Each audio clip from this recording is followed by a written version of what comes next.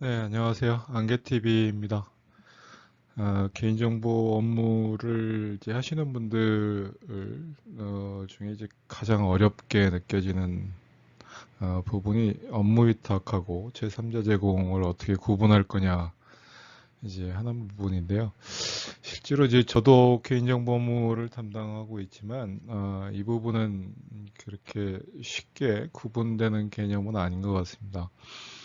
물론 이제 오늘 이 설명이 그 제3자 제공하고 업무 위탁하고 모든 개념을 다 설명드릴 수는 없지만 그래도 업무를 하시는데 조금 도움을 드리고자 해서 만들게 됐다는 좀 먼저 설명을 드리겠고요. 우선 그 업무 위탁과 제3자 제공을 구분하려면 제일 먼저 좀 알아야 될 개념들이 있습니다. 일단 다 아시겠지만 개인정보보호법에 이제 개인정보 처리자라는 개념이 나오는데요. 사실 이 개인정보 처리자는 개인정보를 처리하는 사람이란 뜻이겠죠. 여기에 사람에는 뭐 기관, 법인, 단체들이 다 포함되어 있지만 그런데 일단은 개인정보 처리자는 개인정보를 실질적으로 처리를 하는 사람입니다. 그러면 개인정보 처리가 무엇인지라는 개념이 제일 중요한데, 에, 그 개인정보법 제2조에 보면 2호의 처리란 개인정보의 수집, 생성, 연계, 연동, 기록, 저장, 보유 뭐 이런 등등의 행위를 하는 걸 개인정보 처리를 한다. 이렇게 정의를 하고 있습니다. 그래서 개인정보 처리자는 사실 자기의 업무 목적을 위해서 개인정보 파일을 운영하는 자인데요. 스스로 할 수도 있고, 다른 사람을 통해서 할 수도 있습니다. 어쨌든, 개인정보를, 이제 우리가 개인정보 업무라고 하는 것이 대부분이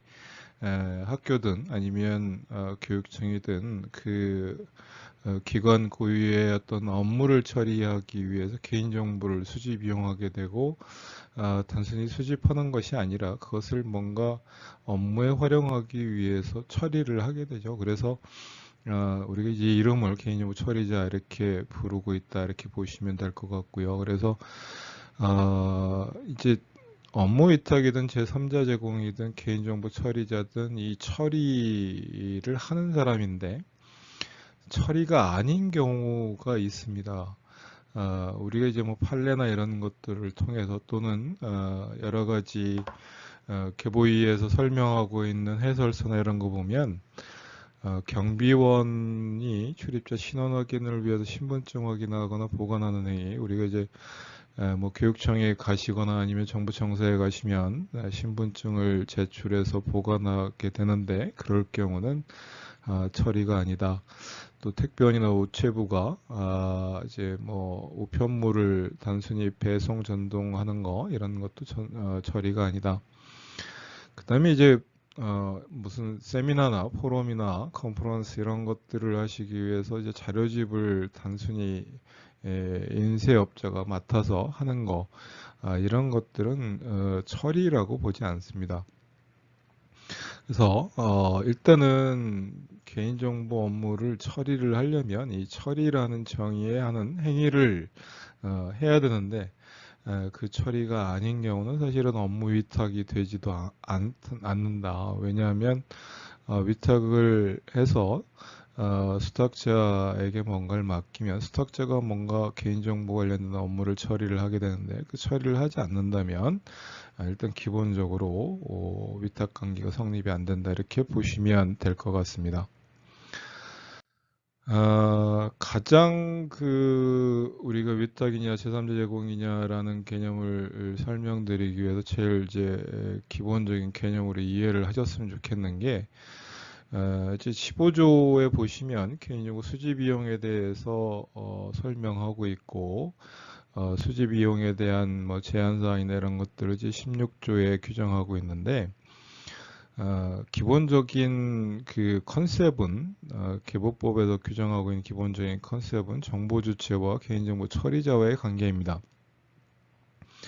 그래서 개인정보 처리자가 업무 수행을 목적으로 해서 정보 주체로부터 개인정보를 수집 이용해서 처리하는 이 관계, 이 관계까지는 위탁이나 제3자 제공의 개념들이 포함되지 않는데요.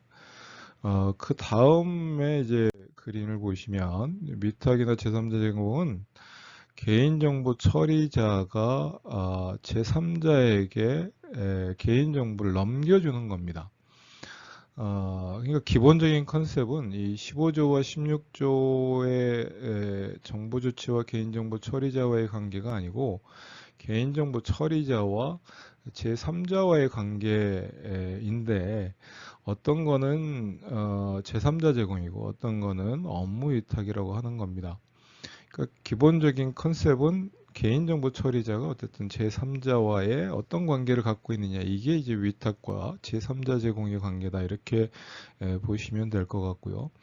물론 이제 제3자 제공인 경우에는 정보 주체에게 동의를 받았느냐 동의를 받지 않고도 3자 제공을 할 수 있는 경우가 있느냐 이런 이제 컨셉은 있지만 우리가 이제 위탁 관계냐 제3자 제공이냐라는 것은 일단 기본적으로 개인정보 처리자와 제3자와의 관계를 규정한 용어다 이렇게 이해를 하시면 될 것 같습니다. 그래서 이 개념이 이해가 되셔야 사실은 이게 이제 위탁이냐 제3자 제공이냐 모두 다 처리자가 제3자에게 제공하는 개념이다. 그 중에 일부는 위탁이고 일부는 제3자 제공이다. 이 개념을 우선 이해를 할 필요가 있습니다.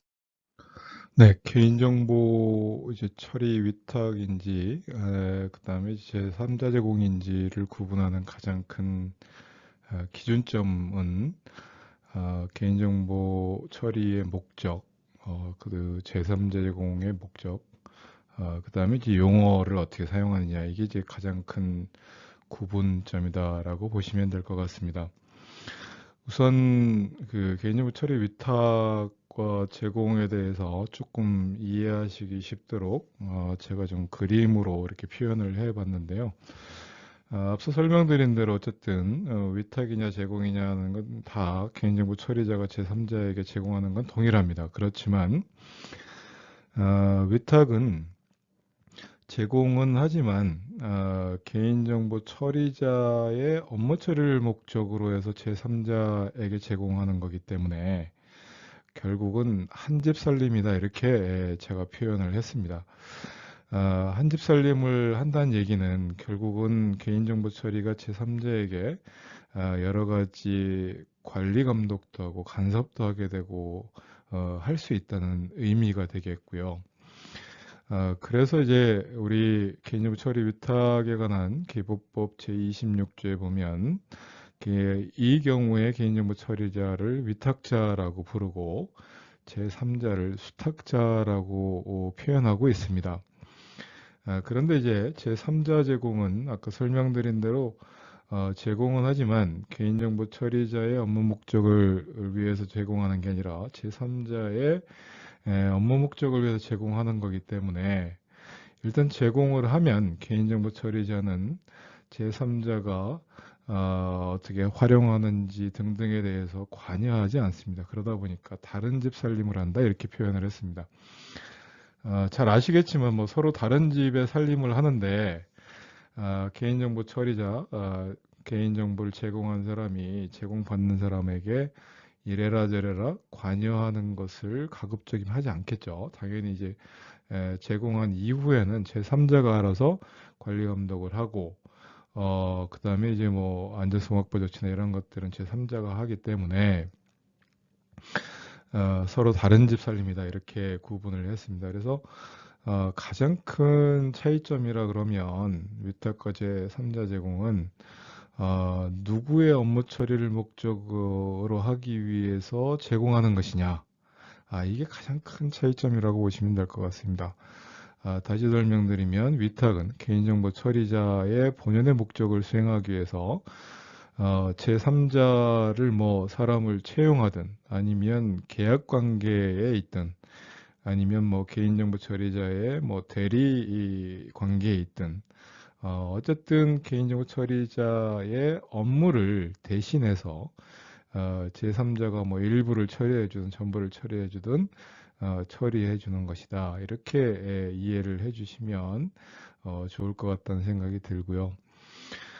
예컨대 이제 졸업 앨범을 만든다고 하면 그게 이제 인쇄 업자, 그러니까 졸업 앨범을 제작하는 제작 업체를 위해서 학생이든 교직원의 정보를 제공해 주는 게 아니라 학교가 졸업 앨범이라는 업무 목적을 위해서 제작 업체를 선정해서 업무를 처리하는 거가 되겠죠. 만약에 그냥 그 사진 업체가 뭐 일부 사람들의 졸업 사진을 찍어서 뭐 사진첩을 발행하기 위해서 한다 그러면 사실은 뭐 그 제작 업체가 알아서 개인정보 동의받고 하면 됩니다. 그렇지만 졸업 앨범을 만들고 거기에 따라서 학생이나 교직원의 개인정보를 처리해주고 또 졸업 앨범이 나오면 졸업 앨범 하단에 학교 이름이 이름 명의로 이제 발간이 되고 하는 것들은 다 업무 위탁 관계이기 때문에 그런 거고요.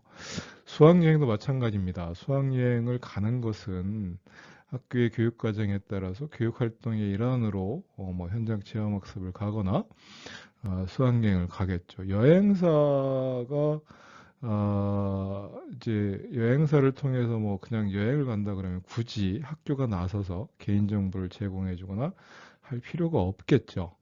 그래서 그럴 경우에는 당연히 학교의 업무 처리 목적으로 하는 거기 때문에 위탁 관계가 된다. 이렇게 이해를 해 주셨으면 좋겠습니다. 맞습니다. 뭐 그 이외에도 구분하는 방법들이 여러 가지가 있습니다. 특히 이제 제3자 제공이나 이런 것들은 예측이 곤란합니다. 물론 이제 17조 같은 경우 목적 내 제공인 경우에 당연히 예측이 가능하지만 목적의 18조에서 규정하고 있는 목적의 제3자 제공 같은 경우는 수시로 이루어질 수 있고 누가 달라고 할지를 모르는 경우이기 때문에 예측이 곤란하죠. 위탁 관계는 당연히 예측할 수 있는 관계입니다. 그리고 이제 여러 가지 해야 될 조건들이나 이런 것들이 서로 다르고요. 관리 감독 책임이 일단 다릅니다.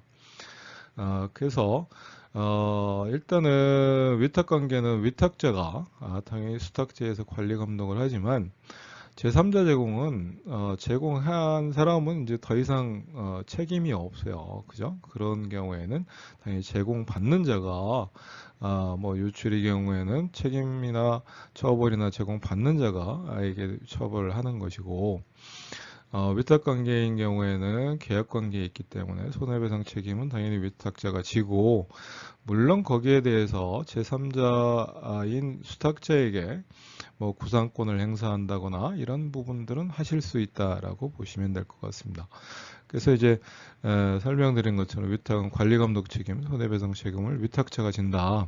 그리고 그 이외에도 뭐 홈페이지 위탁 사실을 공개하거나 아니면 수탁자에 대해서 정기적으로 교육을 시켜야 된다거나 하는 등등의 의무가 발생하고 기본적으로 위탁은 문서에 의해서 위탁에 대한 것을 증명하도록 하기 때문에 흔히 이제 개인정보 포털에 보시면 개인정보 처리 위탁계약서라는 것을 표준계약서를 만들어서 그 계약서에 따라서 하시라고 말씀드리고 제3자 제공은 특별히 17조 같은 경우는 문서에 의해서 해야 될 건 아니지만 목적의 제3자 제공인 경우에는 제공받는 자에게 어떤 처리를 요구하는 거거나 이럴 경우에 이제 문서를 통해서 하도록 규정해 놓고 있죠.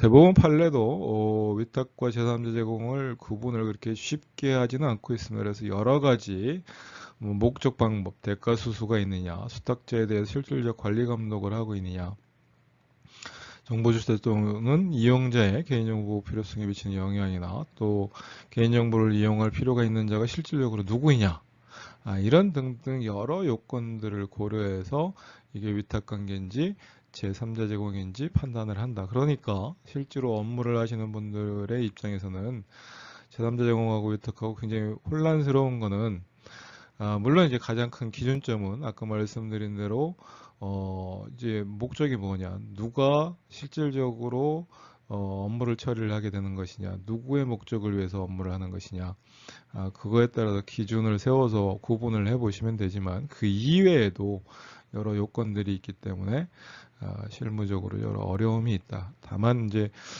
기본적인 사항들은 제가 설명드린 대로 누구를 목적으로 누구를 위해서 하는 일이냐라는 걸 기준으로 해서 판단해 보시면 일단 기본적으로 어느 정도 구분점을 찾을 수 있겠다는 생각이 들고요. 마지막으로 이제 제가 학교나 아니면 교육청에서 계속 저희 쪽에 문의 들어오는 사항들에 대해서 정리를 해본 건데요.